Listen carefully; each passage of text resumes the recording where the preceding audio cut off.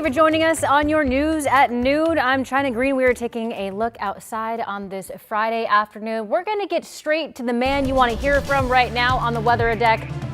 Meteorologist Rod Hill to let you know, can I do any yard work this weekend? Is it going to be dry? Yeah, the headline, this has not changed. So confirmed at noon that the forecast models still show big bold letters on the marquee. The first completely dry weekend for Portland in about a month. The last 4 weekends have all seen at least one of the 2 weekend days be a washout.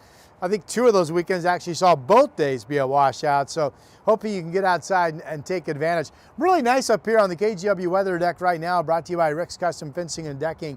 It's mostly cloudy and I can see some dark cloudiness on the horizon. There are still showers. Here's radar right now. So the scattered shower chance not complete dead yet. You can see it. But these showers will be fading away, I still think, for the most part, by evening and maybe as soon as even 5 o'clock this afternoon, we'll see the radar show dry weather. So here's a look at Chinook Casino Resort in Lincoln City, where it's actually been quite bright so far today with a lot of sunshine reported. Salem has been quite bright with sunshine being reported as well.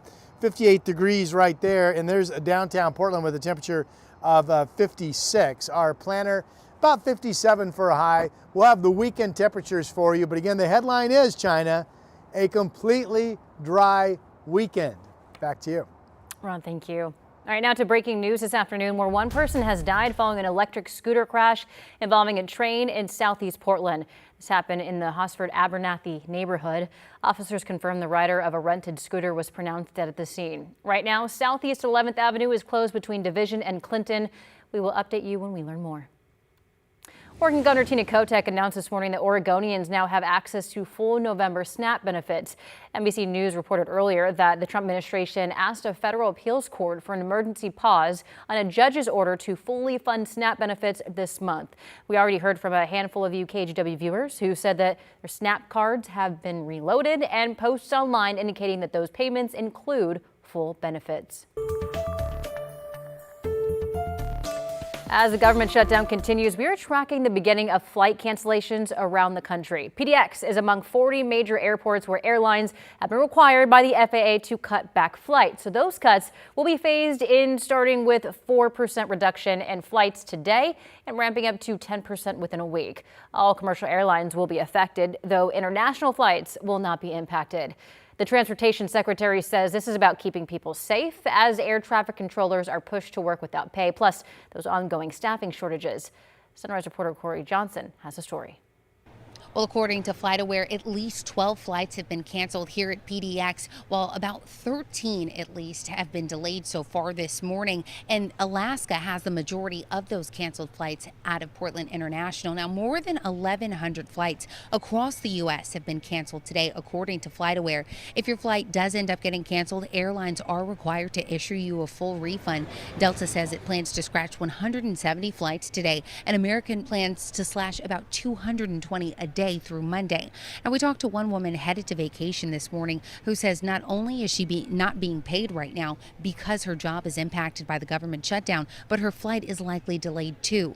With Thanksgiving approaching, she says she and her family are not exactly sure what to expect. I was a little worried because we're going on vacation and we just booked, we have a 5.5-hour flight, and so we're really happy we didn't do a layover, and so it's just a straight through flight. We're from the Midwest, so I know a lot of airports in the Midwest right now are shut down, and yeah, so it really sucks. But holidays will look a little different, I'm sure, for everyone right now. So the flights canceled this morning out of PDX impact people who are heading to Sacramento, San Jose, Seattle, LA, and Denver. Back to you.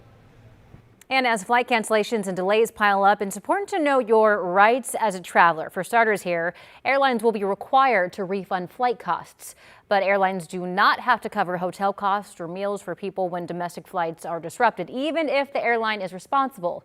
KGW's Christine Pitawanich has more on how to navigate flight delays and cancellations.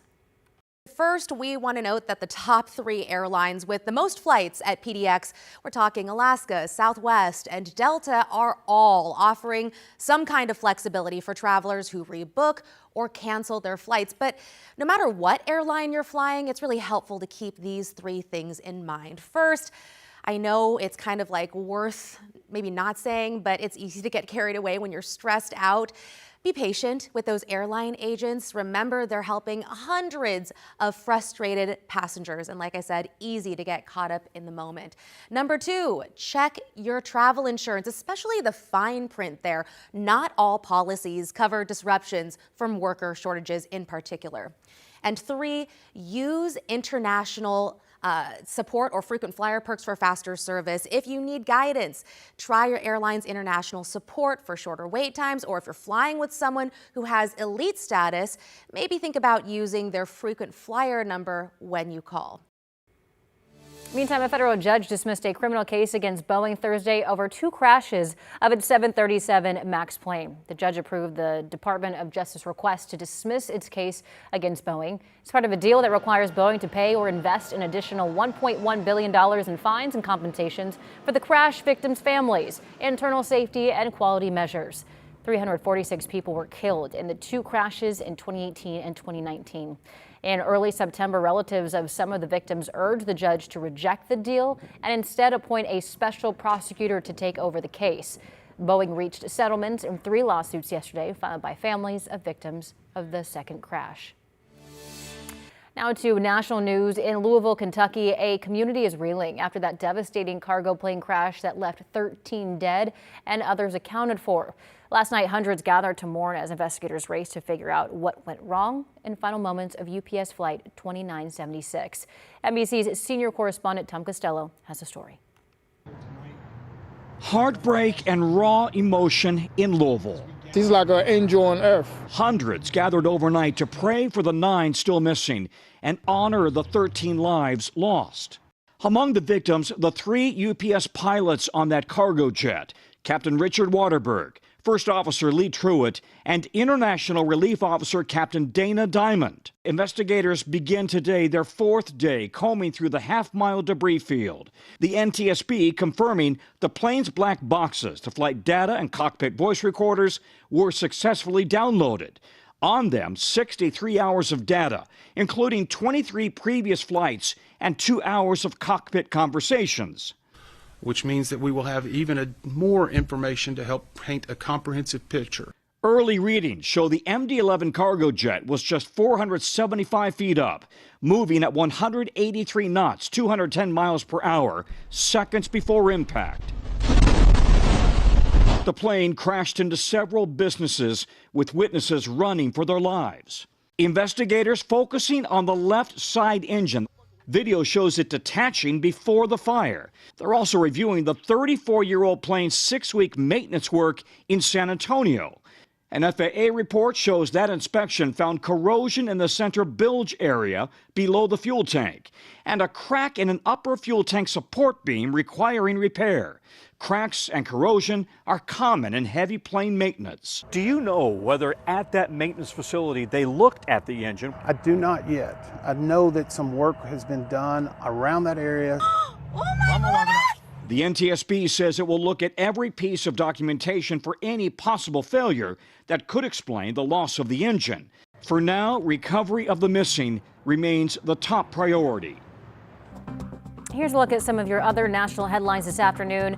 People are now required to use the biological sex listed on their birth certificate on U.S. passports. It's something the Trump administration had pushed for, and the U.S. Supreme Court ruled in favor of that requirement. During the Biden administration, people could identify themselves simply as X, as opposed to choosing either male or female. But the Supreme Court said having travelers identify themselves by their biological sex is, quote, merely attesting to a historical fact. President Trump has issued pardons to former Tennessee House Speaker Glenn Casada and his ex-chief of staff. Both men were convicted in April on federal wire fraud and conspiracy charges related to constituent mailers. The White House statement called the prosecution by the Biden Department of Justice a significant overreach for what it termed a minor financial issue. And Tesla CEO Elon Musk may soon add trillionaire to his title. That's after company shareholders overwhelmingly voted to approve the largest CEO pay package in corporate history for Musk. The company's general counsel confirmed over 75% of shareholders backed the deal at the annual meeting. You won't get it as a massive payout. The deal is worth up to $1 trillion over 10 years. Musk is banking on robotics and robo-taxis to secure this historic compensation. And that's a look at your national headlines.